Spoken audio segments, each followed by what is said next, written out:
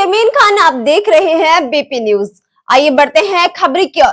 मैं बात करूंगी प्रधानमंत्री नरेंद्र मोदी पहुंचे महाकुंभ और उन्होंने लगाई पुण्य की डुबकी। प्रधानमंत्री नरेंद्र मोदी ने बुधवार को प्रयागराज महाकुंभ में गंगा, यमुना और सरस्वती की त्रिवेणी के पावन संगम में पुण्य की डुबकी लगाकर पूरी दुनिया को एकता का संदेश दिया। वैदिक मंत्रोच्चारण के बीच प्रधानमंत्री मोदी ने पूरी आस्था और श्रद्धा के साथ त्रिवेणी संगम में स्नान किया। पवन डुबकी लगाने के पहले प्रधानमंत्री ने भगवान सूर्य को अर्घ्य दिया। इस दौरान वे रुद्राक्ष की माला का जप करते भी नजर आए। सरस्वती आराधना करते हुए उन्होंने पवन डुबकी लगाई। डुबकी लगाने के बाद उन्होंने गंगा पूजन और आरती भी की। इससे पूर्व प्रधानमंत्री के प्रयागराज आगमन पर मुख्यमंत्री योगी आदित्यनाथ ने उनका स्वागत किया। पीएम मोदी विधिवत पूजा के त्रिवेणी संगम पर डुबकी लगाने से पूर्व प्रधानमंत्री नरेंद्र मोदी ने विधिवत पूजा अर्चना की। संगम में उतरने से पहले पीएम ने सबसे पहले आस्था के साथ जल को स्पर्श कर आशीर्वाद लिया और फिर सूर्य को अर्घ्य दिया और तर्पण भी किया। संगम स्नान के बाद उन्होंने पूरे विधि विधान से पूजन अर्चन भी किया। काले कुर्ते और भगवा पटके व हिमाचली टोपी पहने पीएम मोदी ने वैदिक मंत्रों और श्लोकों के बीच संगम त्रिवेणी में अष्ट नवेद पुष्प, फल और लाल चुनरी अर्पित की। इसके बाद उन्होंने संगम स्थल पर तीनों पवन नदियों की आरती भी उतारी। वहां मौजूद तीर्थ पुरोहित ने उनका टीका लगाकर अभिनंदन किया। पूजन अर्चन के बाद पीएम मोदी मुख्यमंत्री के साथ उसी बोट पर बैठकर वापस हेलीपैड की ओर रवाना हो गए।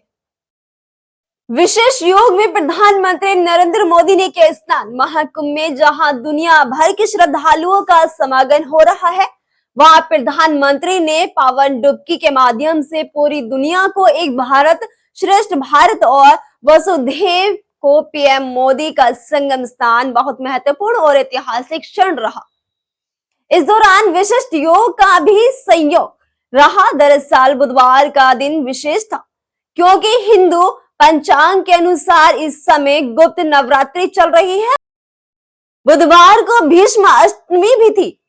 गुप्त नवरात्रि पर जहां देवी पूजन किया जाता था, वही भीम अष्टमी पर श्रद्धालु अपने पुरखों का तर्पण और श्राद्ध भी करते हैं। प्रयागराज पहुंचने पर सीएम योगी ने किया स्वागत। प्रधानमंत्री नरेंद्र मोदी सुबह प्रयागराज एयरपोर्ट पहुंचे, जहां से वे MI-17 हेलीकॉप्टर में बैठकर DPS हेलीपैड पहुंचे, जहां पर मुख्यमंत्री योगी आदित्यनाथ ने उनका स्वागत किया और अभिनंदन किया। यहां से प्रधानमंत्री औरेल घाट पहुंचे, जहां से विशेष बोट पर सवार होकर उन्होंने त्रिवेणी संगम का रुख किया। बोट पर उनके साथ मुख्यमंत्री योगी आदित्यनाथ भी मौजूद रहे। इस दौरान प्रधानमंत्री महाकुंभ में की गई व्यवस्थाओं और श्रद्धालुओं को दी जा रही सुविधाओं के विषय में सीएम योगी से जानकारी लेते हुए भी दिखाई दिए। बोट से भ्रमण के दौरान पीएम ने त्रिवेणी संगम में मौजूद श्रद्धालुओं का भी अभिनंदन स्वीकार किया। पीएम की मौजूदगी में भी चलता रहा श्रद्धालुओं का स्नान। प्रधानमंत्री नरेंद्र मोदी जब त्रिवेणी संगम पहुंचे, तब आम श्रद्धालु भी संगम स्नान कर रहे थे। पीएम मोदी के आगमन के बावजूद लोगों को स्नान करने से रोका नहीं गया था। वीवीआईपी मूवमेंट के बाद भी कहीं कोई गतिरोध उत्पन्न नहीं हुआ और एक तरह से पीएम मोदी और अन्य श्रद्धालु ने एक साथ ही त्रिवेणी संगम में पावन डुबकी लगाई। इससे श्रद्धालु भी प्रसन्न नजर आए और संगम तट पर लाखों लोगों की मौजूदगी में हर हर गंगे और मोदी मोदी के जयकारे गुंजयमान होते रहे। उल्लेखनीय है कि 13 फरवरी से प्रारंभ हुए महाकुंभ में अब तक वीवीआईपी मूवमेंट के मौजूद में श्रद्धालुओं को संगम स्नान में कहीं कोई दिक्कत नहीं आ रही है। इसी का नतीजा है कि अब मात्र 24 दिन में अब तक 39 करोड़ श्रद्धालु संगम में पावन डुबकी लगा चुके हैं। मुख्यमंत्री योगी आदित्यनाथ महाकुंभ में सेक्टर 6 स्थित जगन्नाथ गुरु रामानंदाचार्य स्वामी राम भद्राचार्य जी के शिविर में पहुंचे और उनसे भेंट की। उन्होंने श्रद्धालुओं को संबोधित करते हुए महाकुंभ के विराट स्वरूप को संपूर्ण विश्व के लिए आस्था और सनातन धर्म का एक अद्वितीय प्रतीक बताया। मुख्यमंत्री योगी आदित्यनाथ ने कहा, कुछ लोग सनातन धर्म के खिलाफ षड्यंत्र रच रहे हैं। सनातन धर्म को लाखों संतों का सानिध्य प्राप्त है और उसे कोई मारीच और सबाहु बाल भी बाका नहीं कर सकता। इस दौरान मुख्यमंत्री ने शिविर में चल रहे 151 कुंडी अखंड भारत संकल्प महायज्ञ में आहुति भी डाली। सनातन धर्म विरोधियों को ये आयोजन रास नहीं आ रहा। सीएम योगी ने कहा कि इस महाकुंभ में अब तक 38 करोड़ श्रद्धालु त्रिवेणी संगम में स्नान कर चुके हैं। उन्होंने बताया कि 13 फरवरी को पौष पूर्णिमा स्नान से आरंभ ये आयोजन 22 दिनों में दुनिया भर के श्रद्धालुओं के लिए सनातन धर्म की महिमा का भव्य दर्शन प्रस्तुत कर चुका है। मुख्यमंत्री ने कहा कि कुछ लोग ऐसे भी हैं जिन्हें सनातन धर्म का ये विराट स्वरूप अच्छा नहीं लग रहा। उन्होंने कहा, ये वही लोग हैं जो राम जन्मभूमि का विरोध करते हैं और कुंभ जैसे आयोजनों पर सवाल उठाते हैं। ये वही लोग हैं जो कोरोना महामारी के दौरान टेस्ट, ट्रीटमेंट और वैक्सीन का भी विरोध कर रहे हैं। रामलला के पुनः विराजमान होने से दुनिया अभिभूत।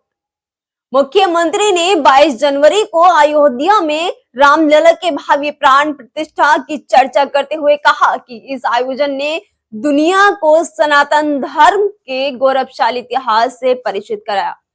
उन्होंने कहा कि महाकुंभ और राम मंदिर का निर्माण सनातन संस्कृति की शक्ति का प्रतीक है।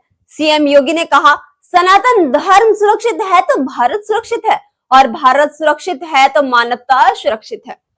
उन्होंने कहा कि सनातन धर्म के पूज्य और संतों और आचार्यों की परंपरा पर संदेह करने का कोई स्थान नहीं है।